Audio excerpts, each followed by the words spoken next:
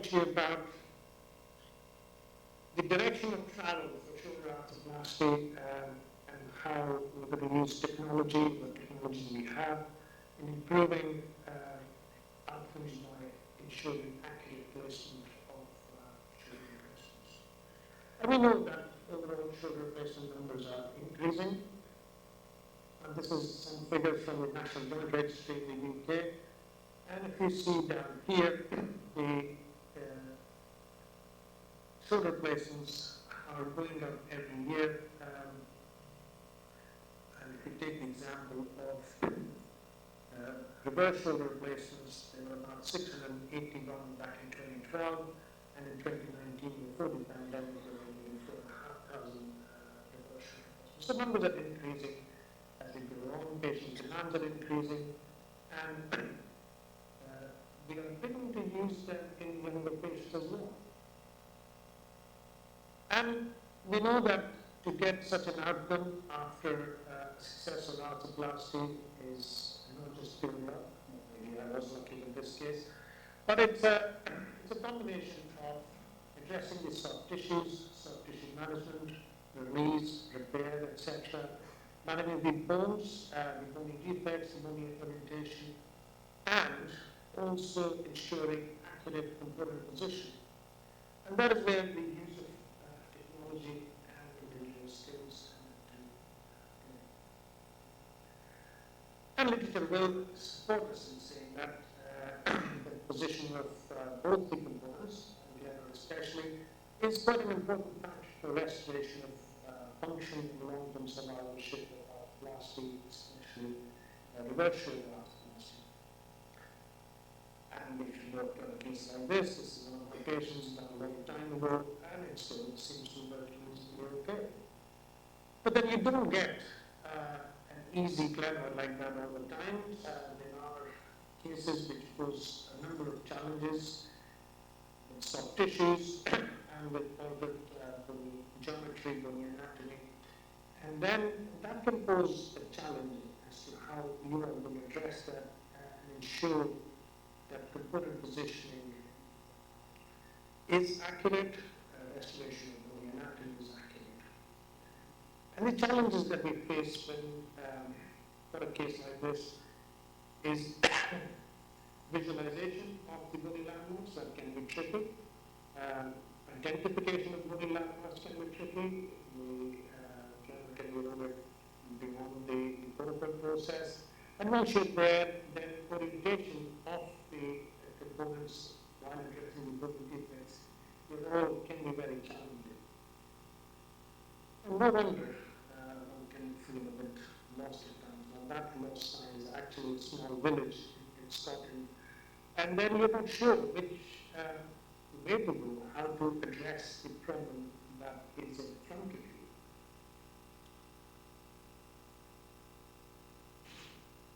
And as we know from driving, there are a number of aids that you can use to improve your navigation so that you don't get lost.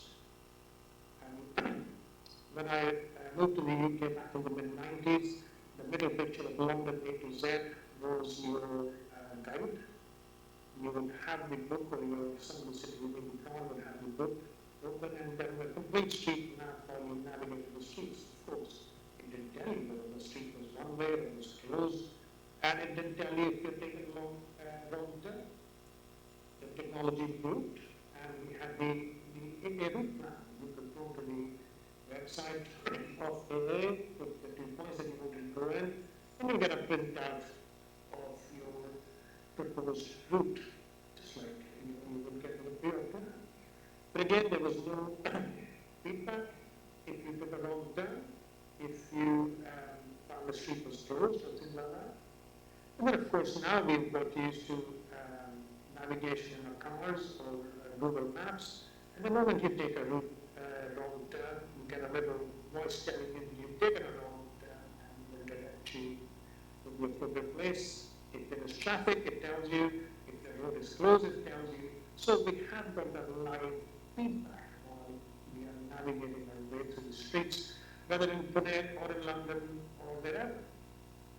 And similarly, we have got similar tools for navigation. So before we look at the future, yes, maybe just have a look at it at the past, because that's where we learn our lessons and what is available in what's direction of travel.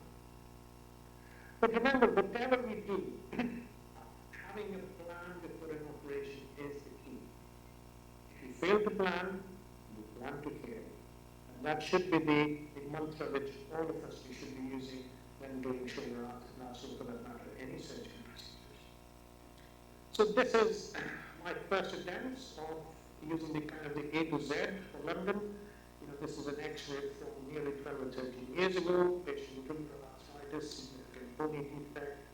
And all I've done is, on APN axillary views, I measured the bone loss and sort of tried to work out the position in which I would like the base plate to go.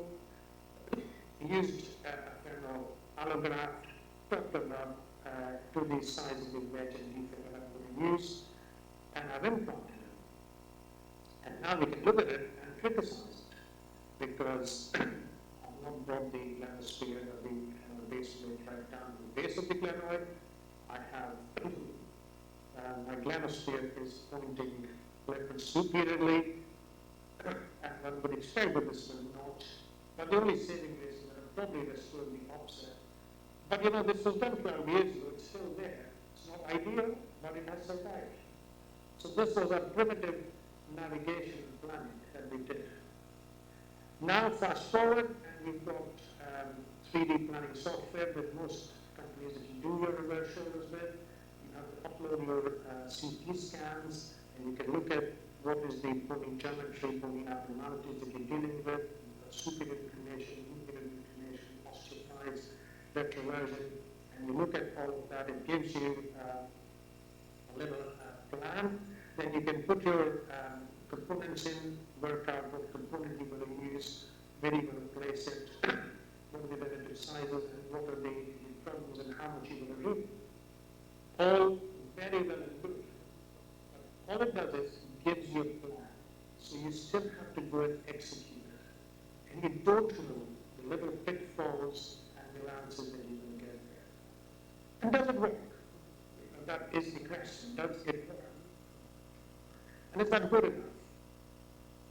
So this is a very interesting paper in JCS in 2020, where they looked at computer navigation versus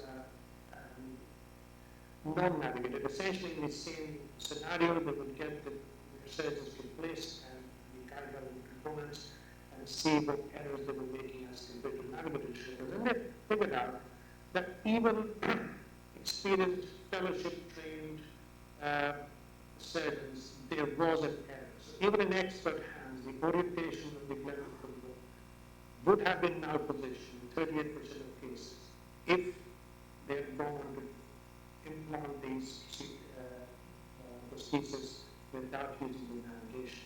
So that's quite a telling statistic. I'm sure there is a number of experienced surgeons in the audience who would probably be shaking their head saying, I've never done it, or how can that happen? But that is one study. But the fact of the matter is that once you've got a plan, you must be able to execute that plan correctly. And we know that some of these cases can challenging to execute the plan can be challenging at the best of times.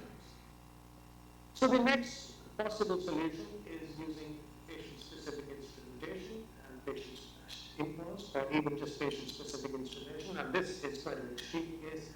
It's a revision scenario where there is a lot of level bone loss. But even in other cases, you could get a patient-specific instrumentation which is accurate, which allows you to execute the plan. But the issue is that between your planning and 3D printing of the patient-specific instrumentation, there's a lead time. And in our place, it is at least 6, but maybe more, especially the challenges with supply chains and logistics and all the rest of it that's happening these days. It can be challenging. And of course, there is an added cost to it. And this is what the patient-specific instrumentation looks like. You get a model, of the scapula, you get a model of the jig. You can plan everything, and it's very well. And it works very, very hard. As I said, the logistics of it are getting 3D printed models and jigs. But again, there is this paper from 2018 which looked at the accuracy and they did post-op CT scan after patient-specific instrumentation, and it found that it was still not delivering 100% accuracy as per your plans. So what would be an ideal navigation scenario or a guidance scenario, let's say? If the idea would be that you are able to do a 3D pre-op planning using your CT scans where you can look at the whole, both the components, the humerus and the glenoid. You can play around on the planning software and get the ideal offset. You can look at the range of movements, you can look at the conflicts, and then do your planning. And then you deliver this plan to your operative field, where you can actually match it with the patient. And you've got that little bird telling in your like your Google Maps, where you can do an intra-operative execution of the plan. And you get live feedback about if you want to make some changes, the system allows you to see that and see how you can get on with it. And then at the end of this, you should be able to record the executed plan, which you should be your patient saying, right, this is what we planned, this is what I want to see, how accurate I am. And that is where this new system that I just recently started using called the NextStar system for Medacta comes, and it's an augmented reality platform where you have trackers and cameras, you've got your screen giving you views of different images, or you can use the augmented reality glasses. And personally, my experience has been with my prescription glasses, I am not very comfortable using the glasses, the augmented reality glasses, and I've been relying on the screens. But I'm just going to take you through the whole process of using this. So they, like most of other planning systems, it's a web-based platform where you upload your DICOM images, which have been CT scans, which are less than a millimeter slice, and you upload these, and you can then start using what components you need to use, and you can use your planning, both for the glenoid as well as for the humerus. Again, on the glenoid side, you can see how much reading depth you need to get what kind of bone contact you can get between the base plate and the glenoid. Here, the green is the bony contact, the red is where you don't have contact between the glenoid base plate and the glenoid. Then you can look at the direction and trajectory of the screws, what it will tell you what is the length of the screws that you're going to use, and then you can play around with the size of the glenoid screw. And then it also tells you how much distalization you're going to do from the native shoulder.